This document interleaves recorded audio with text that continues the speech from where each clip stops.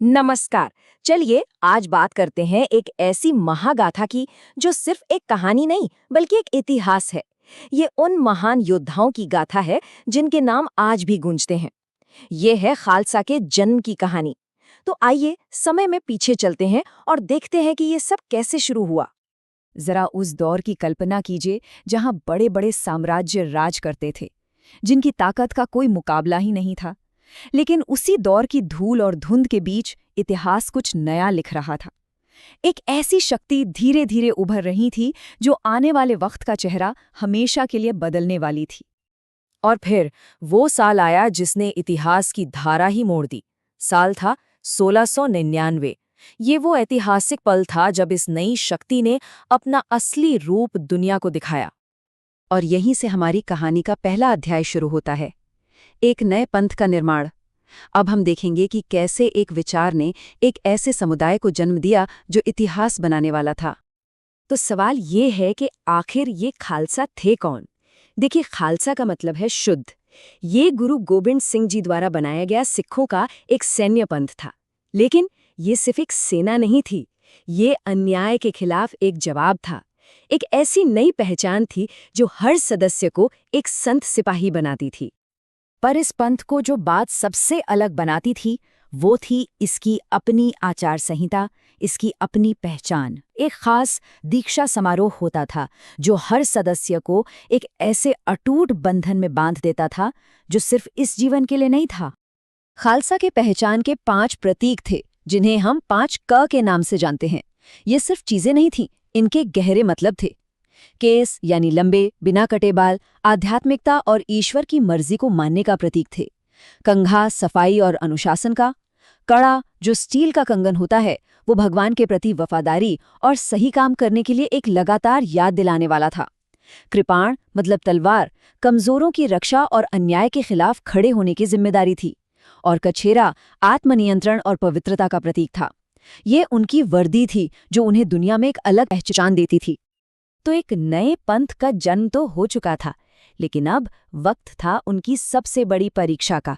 चलिए कहानी के दूसरे अध्याय पर चलते हैं, अग्नि परीक्षा। यहाँ हम देखेंगे कि कैसे इस नए पंथ को अपनी शक्ति और विश्वास की आखिरी कसौटी पर परखा गया। ये संघर्ष 2 दुनियाओं के बीच का था। एक तरफ थे खालसा, एक नया पंथ जो अपनी आस्था, अपने समुदाय और अपनी इज्जत के लिए लड़ रहा था। और दूसरी तरफ था विशाल और शक्तिशाली मुगल साम्राज्य, जिसकी ताकत उस समय अजेय मानी जाती थी। ये सच में एक बहुत बड़ी लड़ाई थी। युद्ध के मैदान में खालसा की पहचान उनकी जबरदस्त बहादुरी से होती थी। वे निडर थे, बेखौफ थे। लेकिन सिर्फ बहादुरी से काम नहीं चलता, वे अपने कड़े अनुशासन के लिए भी जाने जाते थे। उनकी रणनीति इतनी सटीक और संगठित होती थी कि बड़ी से बड़ी सेना को भी हैरान कर देती थी। और इन सबके पीछे की असली ताकत क्या थी? वो थी अपने धर्म, अपने सच की रक्षा करने की अटूट प्रतिबद्धता। यही वो जज्बा था जो उन्हें हर चुनौती, हर लड़ाई में बेहिसाब शक्ति देता था। वो सिर्फ जमीन के लिए नहीं बल्कि एक विचार के लिए लड़ रहे थे। ये कहानी सिर्फ लड़ाइयों की नहीं है बल्कि एक शक्ति के निर्माण की भी है। खालसा ने सिर्फ युद्ध ही नहीं जीते, उन्होंने सिख शक्ति की एक ऐसी नींव रखी जिस पर आगे चलकर एक पूरा साम्राज्य खड़ा होना था। ये पूरा सफर यहाँ दिखता है। गुरु गोबिंद सिंह जी ने खालसा पंथ की नींव रखी, उन्होंने वो चिंगारी जलाई।